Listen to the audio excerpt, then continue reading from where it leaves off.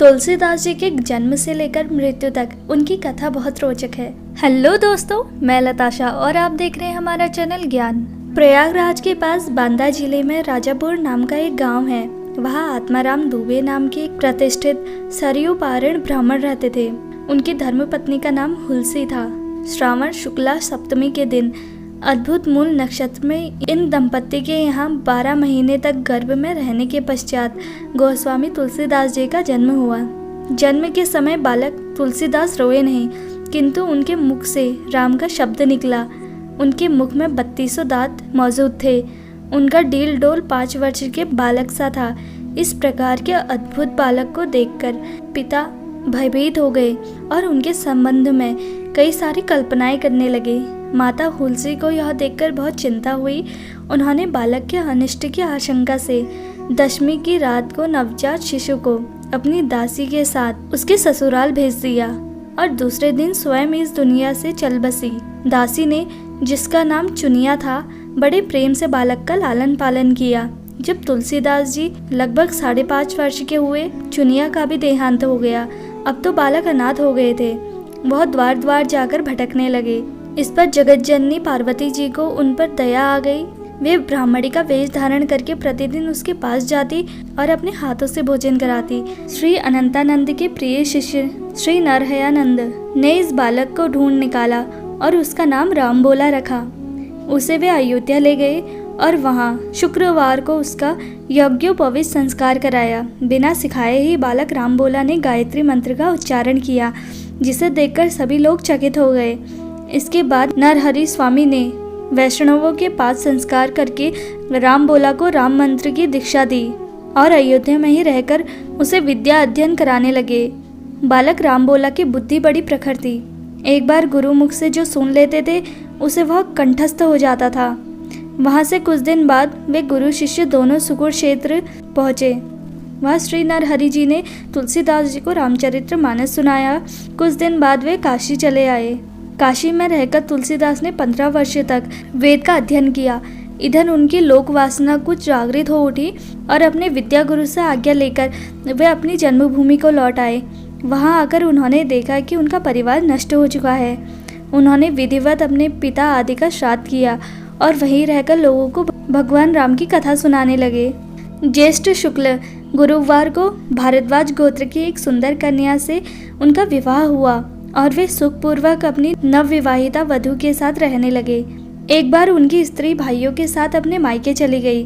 पीछे पीछे तुलसीदास भी वहां जा पहुंचे। उनकी पत्नी ने इस पर उन्हें बहुत धिक्कारा और कहा, मेरे इस हाड़ मांस के शरीर में जितनी तुम्हारी आसक्ति है, उससे आधी भी यदि भगवान में होती तो तुम्हारा बेड़ा पार हो गया होता। तुलसीदास जी को ये शब्द लग गए। वे एक भी क्षण वहाँ नहीं रुके, तुरंत वहाँ से चल दिए। वहाँ से चलकर तुलसीदास जी प्रयागराज आए। वहाँ उन्होंने गृहस्थ वेश का परित्याग कर साधु वेश ग्रहण किया। फिर तीर्थ तट करते हुए काशी पहुँचे। मानसरोवर के पास उन्हें काकभूषणी जी के दर्शन हुए। काशी में तुलसीदास जी रामकथा कहने लगे। वहाँ उन्हें एक दिन एक प्रेत मिला, जिसने उन्हें हनुमान जी का पता बतलाया। हनुमान जी से मिलकर तुलसीदास जी ने उनसे राम जी के दर्शन कराने की प्रार्थना की। हनुमान जी ने कहा, तुम्हें चित्रकूट में रघुनाथ जी के दर्शन होंगे। इस पर तुलसीदास चित्रकूट की ओर चल पड़े।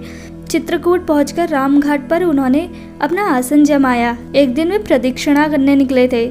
मार्ग में उन्हें श्री राम के दर्शन हुए। उन्होंने देखा कि 2 बड़े ही सुंदर राजकुमार घोड़े पर सवार होकर धनुष बाण लिए जा रहे हैं। तुलसीदास उन्हें देखकर मंत्रमुग्ध हो गए, परंतु उन्हें पहचान न सके।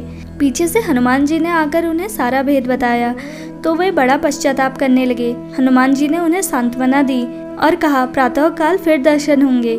मौन अमावस्या बुधवार के दिन उनके सामने भगवान श्री राम पुनः प्रकट हुए। उन्होंने बालक रूप में तुलसीदास जी से कहा, बाबा हमें चंदन दो। हनुमान जी ने सोचा वे इस बार फिर धोखा ना खा जाए, इसलिए उन्होंने तोते का रूप धारण करके यह दोहा कहा, चित्रकूट के घाट पर भई संतन की भीड़, तुलसीदास चंदन घिसे तिलक देते रघुवीर। तुलसीदास जी उस अद्भुत छवि को निहारकर शरीर की सुधि भूल गए। भगवान ने अपने हाथों से चंदन लेकर अपने तथा तुलसीदास जी के मस्तक पर लगाया और अंतर्ध्यान हो गए।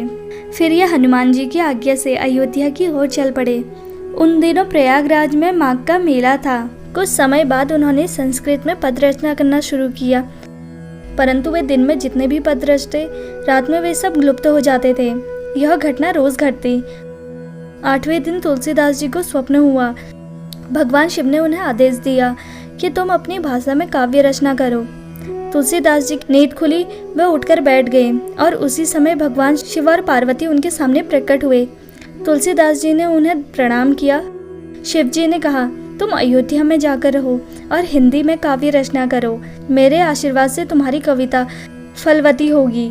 इसके बाद तुलसीदास जी काशी चले आए और उन्होंने वहाँ भगवान विश्वनाथ और माता अन्नपूर्णा को रामचरितमानस सुनाया। रात को पुस्तक श्री विश्वनाथ जी के मंदिर में रख दी गई।